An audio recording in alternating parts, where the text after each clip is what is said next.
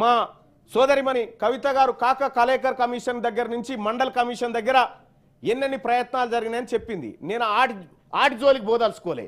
ఈ నివేదికలు ఏం చెప్తున్నాయో నేను ఒక్కసారి ఏకరు పెట్టదలుచుకున్నా. ప్రపంచంలో 821 మిలియన్ల మంది పోషకాహార లోపంతో బాధపడితే అందులో 195.9% 9 మిలియన్లు ఓన్లీ మన దేశంలోనే ఉన్నారు అధ్యక్ష. 2018 ఆహార మరియు వ్యవసాయ నివేదిక చెప్తున్నటువంటి లెక్క ఇది. దేశంలో 14.8% మంది పోషకాహార లోపంతో బాధపడుతున్నారు అధ్యక్ష. ఇది ప్రపంచం మొత్తం కంటే మరియు ఆసియా సగటు కంటే ఎక్కువ. మనం పేద వర్గాలను అభివృద్ధి చెందిస్తున్న తీరు ఒక్కసారి చూడాలి అధ్యక్ష.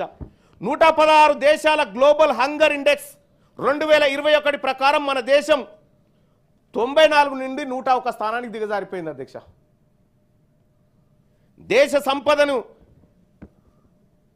దేశ సంపదతోటి తగ్గించాల్సిన ఇవి అధ్యక్ష. ఈ అంతరాలు తగ్గించాలి, ఈ ఆకలి చావులు ఆపాల. ఇవి ఆపితే ఏ ప్రజల నుంచి కూడా రిజర్వేషన్లు అనేటువంటి కోరికలు పుట్టవు, ఏ ప్రజల నుంచి కూడా ఈ డిమాండ్లు రావు. ఇవన్నీ ఎందుకు వస్తున్నాయి అనేది దీని చుట్టూ తిరుగుతూ ఉన్నాయి అంశాలన్నీ. మరి బడా పారిశ్రామికవేత్తలు 3.5 లక్షల కోట్లు మాఫీ చేయడం అంటే దేనికి సంకేతం? పేదోని కడుపు మార్చి ఈ దేశంలో తిండి గతి లేక 25 లక్షల మంది ప్రతి ఏడాది చచ్చిపోతూ ఉంటే 3.5 లక్షల కోట్లు వాళ్ళ అప్పులు మాఫీ చేస్తూ 16 లక్షల కోట్లు అంటారు. ఇప్పుడే చెప్తా ఉన్నారు. 16 లక్షల కోట్లు మాఫీ చేస్తూ ఉంటే ఈ దేశంలో సంపద ఎవరి కోసం పనిచేస్తూ ఉంది? ఎవరిని పైకి తీసుకురావడానికి, ఎవరిని కాపాడడానికి పనిచేస్తూ ఉంది అధ్యక్ష?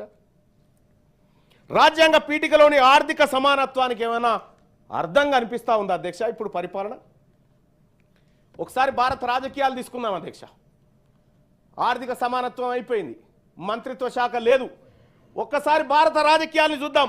1952 కాదు, ఇప్పటి పరిస్థితి ఒక్కసారి చూద్దాం. ఈ దేశంలో అగ్రవర్ణాల జనాభా 15 నుంచి 16% మధ్య ఉంటుంది.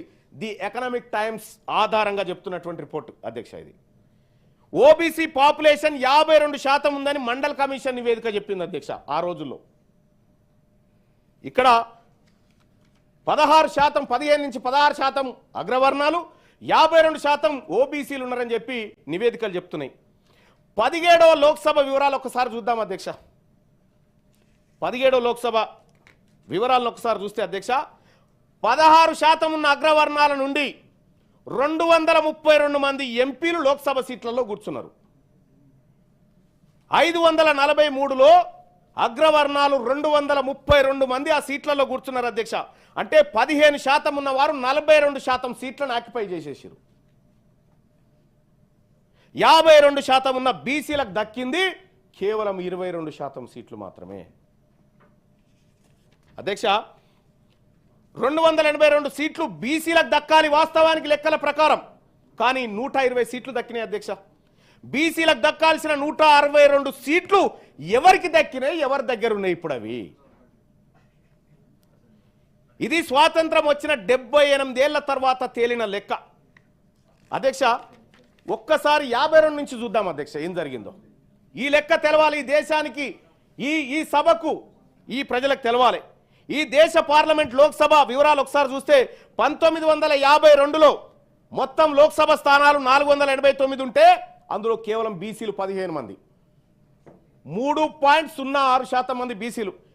1957లో 489 మొత్తం లోక్సభ స్థానాలు ఉంటే కేవలం 18 మంది బీసీలు, దాంట్లో 3.68% మంది. 1962లో 494 స్థానాలుంటే 24 మంది బీసీలు అందులో. 1967లో 520 మంది ఎంపీలుంటే 34 మంది బీసీ ఎంపీలు అందులో. 1971లో 518 మంది ఉంటే 45 మంది బీసీలు అందులో. 1979లో 51 మంది, 80లో 56, 84లో 58, 89లో 65, 91లో 75, 96లో 83, 98లో 86 ఇట్లా అధ్యక్ష. బీసీలు పార్లమెంట్లో 543 సీట్లు ఉన్నటువంటి పార్లమెంట్లో 100 సీట్లను కైవసం చేసుకోవడానికి 78 సంవత్సరాలు పట్టింది సార్. 78 సంవత్సరాలు పట్టింది. మెజారిటీ ప్రజలు తమ వాటాను కేవలం 22% వాటా, ఈ వాటాను పొందడానికి 78 సంవత్సరాలు పట్టింది సార్. అంతేగా సార్.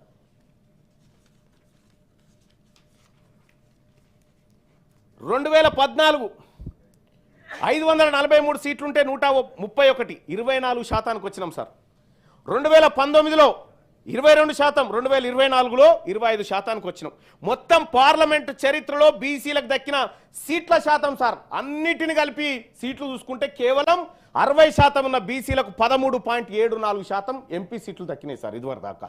ఇది రాజకీయంగా బీసీలను ఈ పార్టీలు ఈ దేశ ప్రభుత్వాలు పైకి తీసుకొస్తున్న విధానం సార్.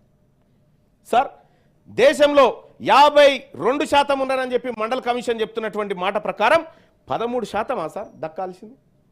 ఎంత దక్కాలి, ఎంత దక్కింది రిజర్వేషన్? 1952 నుంచి నిన్న మొన్నటి వరకు 9529 మంది ఎంపీలు అయ్యారు సార్. 1952 నుంచి ప్రెసిడెంట్ ఇయాల్టి వరకు 9529 మంది ఎంపీలు అయితే అందులో కేవలం 1310 మంది బీసీలు సార్.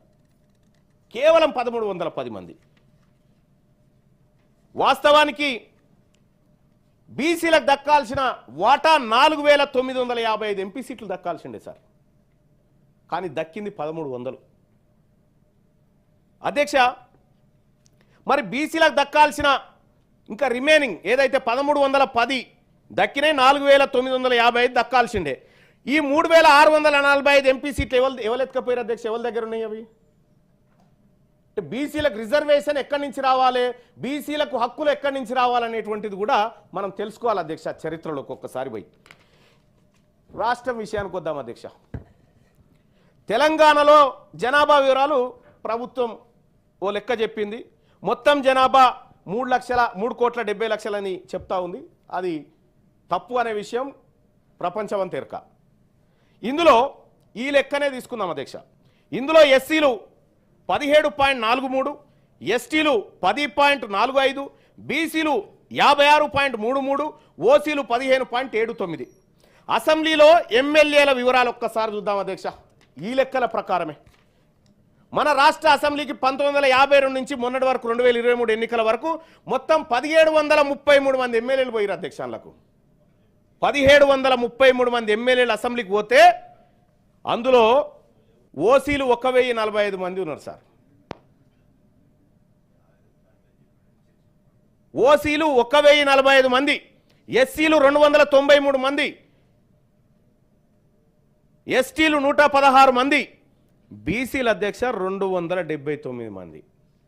1733 మంది ఎమ్మెల్యేలలో బీసీలు పోయింది 279 మంది అధ్యక్ష. ఆ బీసీలలో బీసీ మహిళలు పోయింది 8 మంది సార్. అందులో 4 సార్లు కొండా సురేఖ.